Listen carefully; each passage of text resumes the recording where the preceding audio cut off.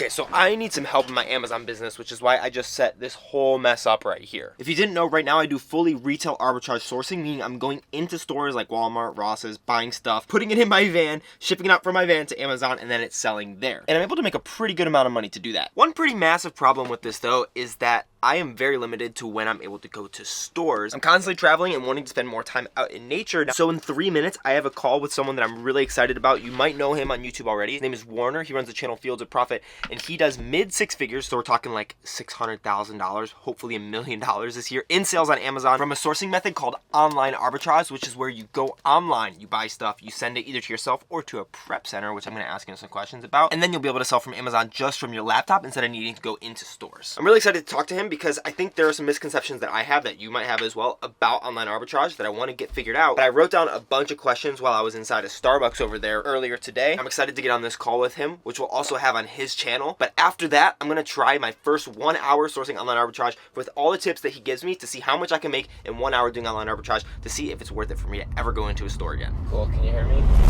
Okay. I'm like outside of Starbucks. I think I'm on their Wi-Fi in accident, so I was like not getting anything. It is more boring. Like straight up, online arbitrage is more boring. Dude, if you get into there, I'm out. So stay out. That's what I love about Amazon. There's so many different niches to explore there. How do you determine from this page what is actually worth going to like look for at a cheaper price? I feel like one of the things that I'm realizing as we're talking more is retail arbitrage is very much like a treasure hunt. Like you go every time and you try to find something every single time. Whereas online arbitrage, you're kind of like set in a trap. But you'll have a spreadsheet or you'll be on all these email lists. When something like sent it to your email or you get some of these notifications, if you're the first one to kind of spring on it, then you're going to be able to make a lot more money. And so you're able to spread yourself a little bit wider. You're able to kind of sit back a little bit more and let the deals come to you, which I find kind of intriguing. You know, RA is fun. It's a treasure hunt. Like those two go in hand, right? Like getting that dopamine rush when you find like an awesome RA deal, super fun. When you find something that makes you 10 times as much money doing online arbitrage, for some reason, it doesn't feel as cool, especially when you're using prep centers and stuff. You're basically just moving numbers around. But yeah, if you're trying to build a business, something that's a lot more sustainable, like it's pretty clear to see that online arbitrage is kind of the way to go. It was so good to finally meet you, like not in Instagram DMs. That was longer than I thought, but super good. It's time to get on the laptop and start sourcing, I guess, from the laptop. That seems kind of like a weird thing to say, but we're gonna do it and hopefully make more than when I'm normally sourcing retail arbitrage, meaning that I'm gonna try to do $200 in an hour sourcing for online arbitrage. I didn't tell Warner that goal though, because I fear he would say that that's like so little. So hopefully it is so little, but I'm a little nervous. It probably looks like it's the same day because I don't think I ever take this sweatshirt off, but it's actually been a couple days since we talked to Warner. And we're going to be getting back on the call with him today in about 5 hours. So I'm going to take 1 hour now while Chris is actually on a call. I'm going to keep a seller amp, and then I'm going to go through sourcing an hour of online arbitrage with you guys. And I'm probably going to have to voice it over because she's going to be on the call, and we just have one room. So I'm going to get started with all that. You can actually use my link for an affiliate code for SellerAmp to get 50% off your first month, as well as a 14-day free trial if you want to sign up for it. And I'll have a link to Keepa and everything else that I use down in the description as well. But since this is the internet and I don't want all my information to be exposed, we're actually just going to find all the deals. And unless there's something absolutely insane that I want to buy, we'll go over it all with Warner showing the actual products. And then after that, I'll start to source my own products. So this will be kind of like a practice run, making sure that I'm finding products that are actually profitable. So straight off the bat, I downloaded Keepa and SellerAmp, and then I looked at what the time was. It was 10:24 a.m. I had an hour from now to see how much profit I would be able to make. So I went straight onto Amazon and looked at great value, pretty much the only thing I knew how to do, and started scrolling around until I found something new and interesting. I clicked on one of the first things that I saw that didn't have a lot of FBA sellers. There was only one on it. And after clicking through, I should have noticed pretty early on that it had a terrible rank, but I really wasn't focused on the rank nearly as much as I did when I was doing retail arbitrage. Really quickly though, I saw that there were only 9 sales per month, and so I clicked off the listing because that's not something you want to get into in online arbitrage. When I talked with Warner, we really focused on volume. The more volume you can move in the less SKUs, it's actually way better in online arbitrage. So I backed out of that and started looking for something that would be new. And the next thing I clicked on were these forks, but they were also a bad idea because they only had one FBA seller. And what I'm doing here is reverse sourcing, basically trying to find items where other people who are doing online arbitrage might be selling because they're great value, so they're probably sourcing them from Walmart, more than likely online. And having just one seller on a listing is terrible for this because I need to look through the sellers to see who has like between 20 and 80 ratings on their profile and is also sourcing a lot of stuff from online arbitrage, so I can look through their page and see what I might be able to find as well. So I backed out again and finally found a good product. It were these great value cappuccino, coffee, and hot drink single serve pods, 2-pack of them. There were 480 ratings. They look like they might be profitable at $22 if I can find them for like 3 or 4 at Walmart. As you can see, I'm clicking on the max cost. If I was able to find both of them for under $8.58,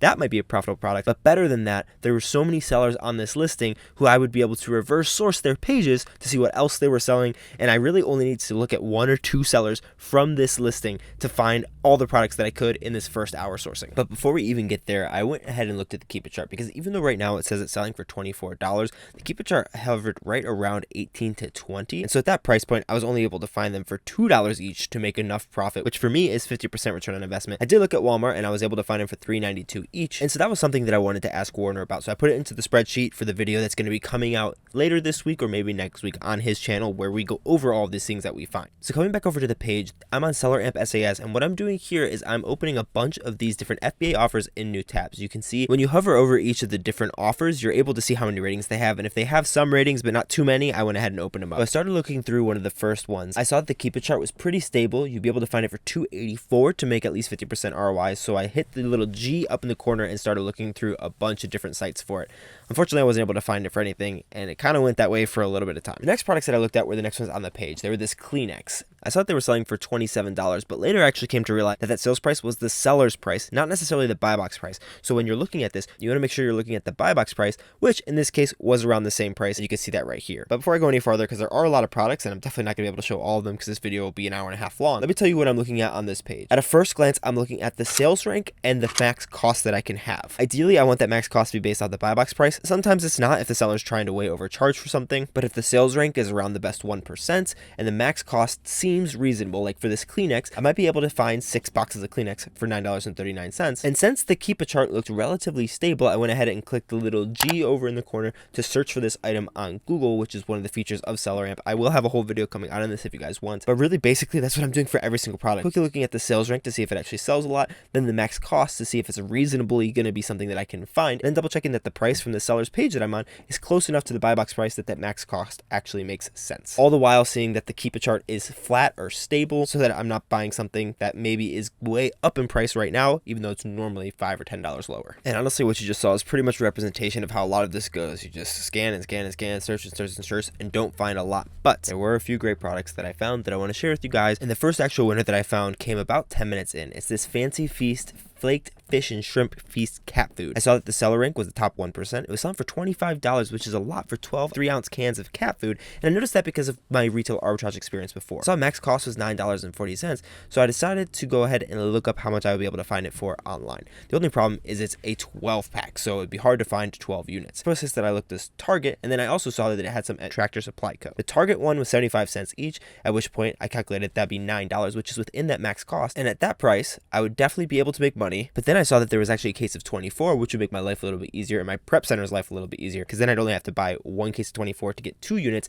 since I'm trying to buy 18 units to test out. And if you don't know about that, watch the video that I just put out today with Warner on the channel Fields of Profit, because that's how much we're supposed to buy for testing online arbitrage. A little crazy, but he explains it all there. Another really important thing to look at when you're actually doing this is the 30, 90, and 180 day buy box price. I don't want to just focus on what the buy box price is now, because that doesn't give the full picture, and I'm looking at something that I can either replenish over time or that I can buy and make sure that I'll be able to actually get the return on investment that I want. And so by looking at the 30, 60, 90 day buy box price, I'm confident that it'll stick around that $25 price point. And with that, I have my first profitable product going into the spreadsheet to ask Warner about. But luckily, as I scrolled down the page of this seller that I was on, and I think I honestly only got to 1 seller while I was doing this whole entire hour of sourcing, I saw that they had more Fancy Feast. And so I looked at the same thing, and it was pretty much identical to this 12-pack that I had first seen. It's just a little bit cheaper, so I'd make a tiny bit less money if I were to buy it. And I honestly could have gone down this Fancy Feast rabbit hole forever, and I might just build a Fancy Feast empire, honestly, at this point. But I decided that for the sake of the video, to make it a little more interesting, and because that sounded kind of boring since I'm just doing this as practice,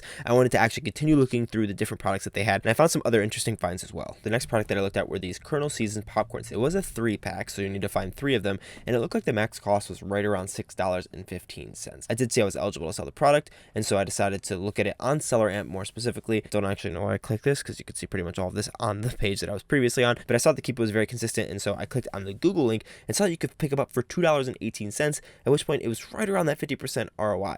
I was a little bit scared that it was around $15 at the beginning, so I went ahead to look at the 30, 60, and 90-day buybacks price, and I saw that it consistently hovered around $18, $17.68 90 days ago, $16 though 180 days ago. So the price has gone a little bit up, and if we get a lot more offers on the listing, it might go back down. And so I decided that around that $18 price point, if I could pick them up for $2 each, that'd be about a $6 pack. And at $2.20, I was kind of interested, but not quite. And then on top of that, they weren't available. And this is what I found with a lot of these items that a lot of people are selling on Amazon, is they're not available a lot of places. So maybe if I was able to set in stock alerts for a lot of these different products by having a spreadsheet for them and buy them when they did come back in stock as soon as possible, that way I'd be able to sell them on Amazon, whereas other people might not be able to get their hands on them. So just a thought. Unfortunately, that one didn't turn out, but the next one is also really interesting. This next one looks like an absolute home run. It's a great value 12 pack of K-Cups that sell for $16 on Amazon, and that's actually a little bit of a sale price. I'm looking at the keeper chart now, and you can actually see that it's not normally in stock, but when it does come in stock, it sells out immediately. So I figured, hey, if I can find this for that max cost of $5.32, I think it's pretty probable. And I was able to find it for $3.92 at Walmart. They want to just double check the listing to make sure I wasn't missing something, because the picture looked a little bit different, and the second picture matched the one that's on Walmart.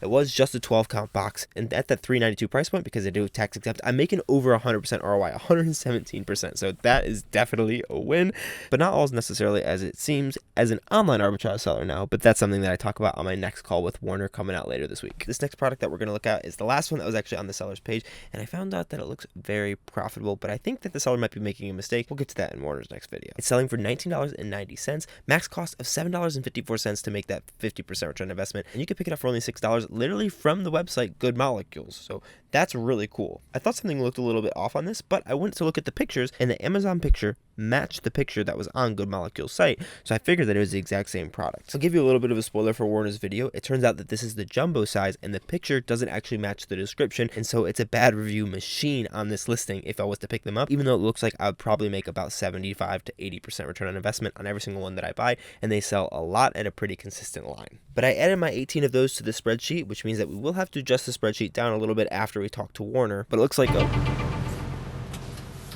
Alright, that's an hour. I don't know what I am feeling about this, because it definitely wasn't easy, but I also found a pretty good amount of deals. Just like Warner said in the video, it's a lot more boring than going into retail stores. But in this 1 hour, if we just take the test buys, which would be 18 of 3 of the different units that I found, and then 10 of another because it only sold 18 in a month, I potentially would have made $316.36. That also includes a $1.50 prep fee, so that $316.36 is like as much as my best sourcing when I'm going into stores. And I was able to do it all from the comfort of the van. Oh, shoot. I really hope this audio isn't bad. I just forgot to put my microphone on there.